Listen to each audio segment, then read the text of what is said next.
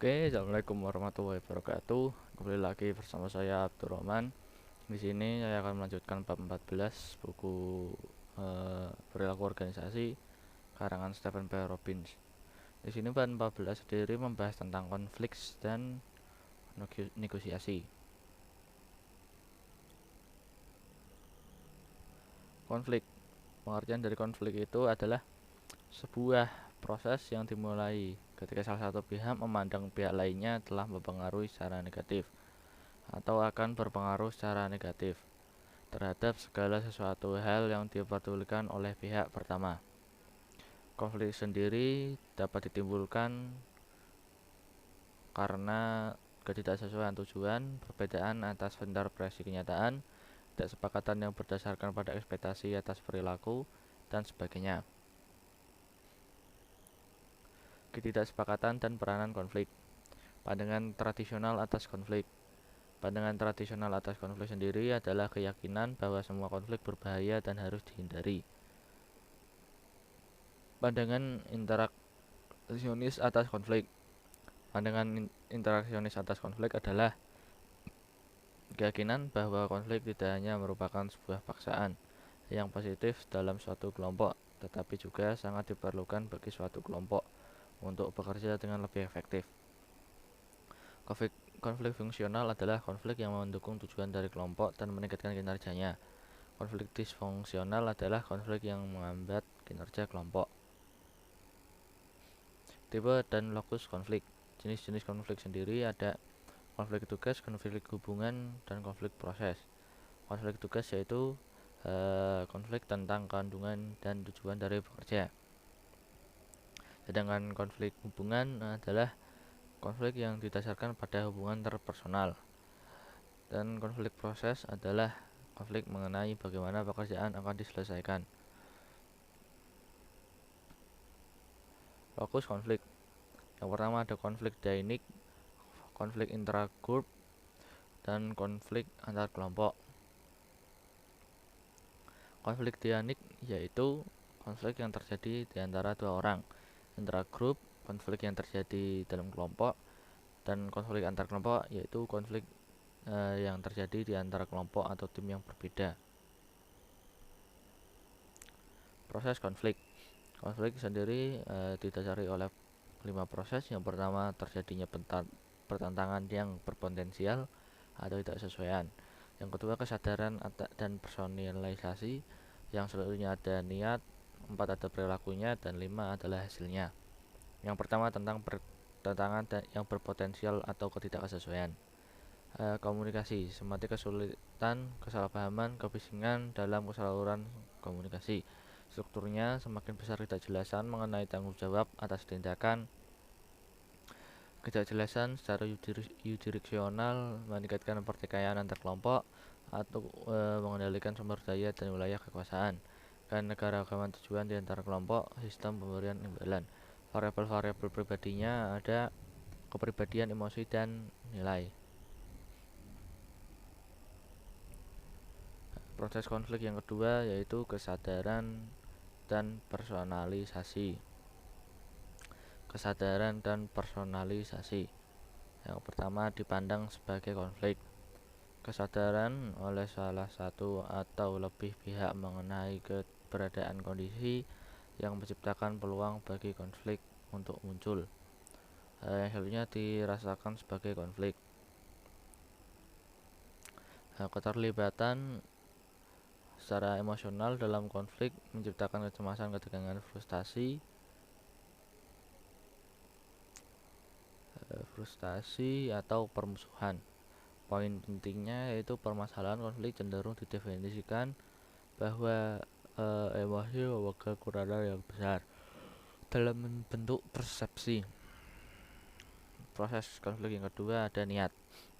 Pengertian niat adalah keputusan untuk bertindak dalam suatu cara tertentu. Bersaing, suatu keinginan untuk memuaskan kepentingan seseorang tanpa memperhatikan dampak timbul konflik terhadap pihak lain. Berkolaborasi, sebuah situasi yang mana para pihak melakukan konflik mengenai keinginan masing-masing untuk memuaskan perhatian sepenuhnya dari sebuah pihak. Selanjutnya ada menghindar, keinginan untuk menarik diri atau membunyikan diri dari konflik. Yang selanjutnya ada mengakomodasi, kesediaan dari salah satu pihak dalam sebuah konflik untuk menempatkan kepentingan pihak lawan di atas kepentingan sendiri. Berkompromi, yaitu sebuah situasi yang mana tiap-tiap pihak atas suatu konflik bersedia untuk menyerahkan suatu hal. Yang selanjutnya ada perilakunya sendiri, perilaku, pernyataan, tindakan, reaksi. Reaksi yang dibuat oleh para pihak yang sedang berkonflik biasanya sebagai upaya terang-terangan untuk mengimplementasikan niatnya sendiri.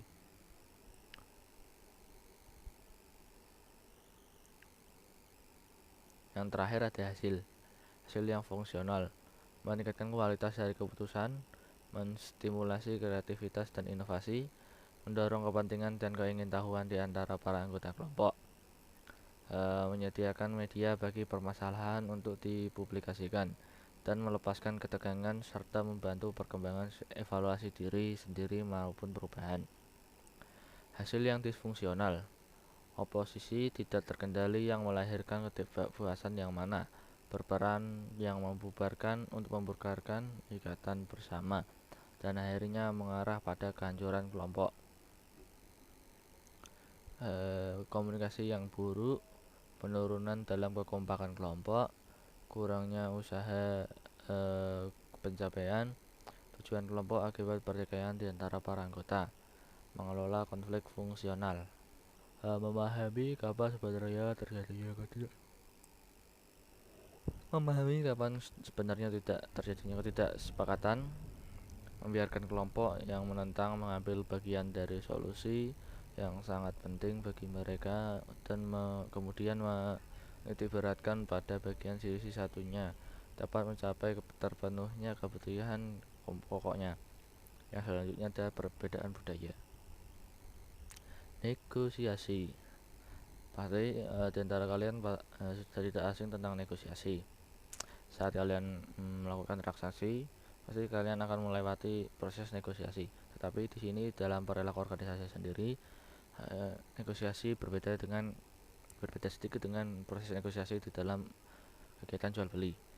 Negosiasi di perilaku organisasi sendiri yaitu suatu proses yang mana dua atau lebih pihak saling bertukar barang atau jasa dan berupaya untuk setuju dengan nilai tukar bagi mereka.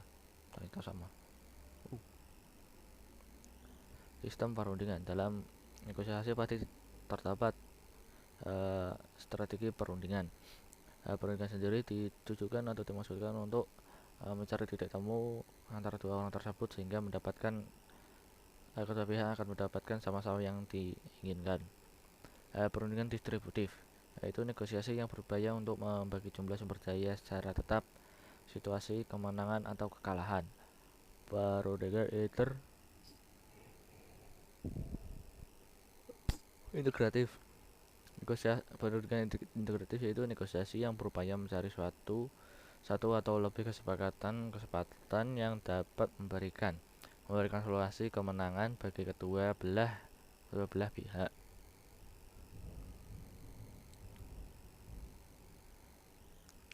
Perbedaan individual dalam efektivitas organisasi. Di sini ada 4 perbedaan. Yang pertama, sifat perbedaan dalam organisasi, suasana hati atau emosi dalam negosiasi, budaya dalam negosiasi, perbedaan gender di dalam negosiasi. Itu adalah 4 perbedaan individual dalam efektivitas negosiasi, yang mana ada kepribadian, suasana hati, budaya, dan gender. Proses negosiasi. Di sini ada 5 proses negosiasi yang terjadi. Yang pertama, menyiapkan persiapan dan perencanaan. Menyiapkan beberapa apa yang akan dilakukan nanti pada proses negosiasi. Mendefinisikan aturan-aturan dasar, mencari aturan-aturan yang mana akan digunakan nanti saat proses negosiasi. Klasifikasi dan pembenaran, melakukan perundingan dan pemecahan masalah, yaitu melakukan sebuah kegiatan untuk mencari titik temu di mana pihak A dan B mendapatkan apa yang sama-sama diinginkan. Menutup dan Yang terakhir ada menutup dan implementasi. Negosiasi dengan pihak ketiga. Mediator adalah seorang pihak ketiga tidak memihak dan memvalidasi solusi yang mau dinegosiasikan dengan menggunakan pertimbangan, bujukan, serta saran untuk alternatif. Arbitrator adalah orang pihak ketiga pada negosiasi yang memiliki otoritas untuk mendikte perjanjian. Konsiliator adalah seorang pihak ketiga yang terpercaya yang menyediakan kaitan komunikasi secara informal di antara negosiator dengan lawan. Sekian yang dapat saya sampaikan. Apabila ada kurang kata ataupun salah kata, mohon maaf. Wassalamualaikum warahmatullahi wabarakatuh.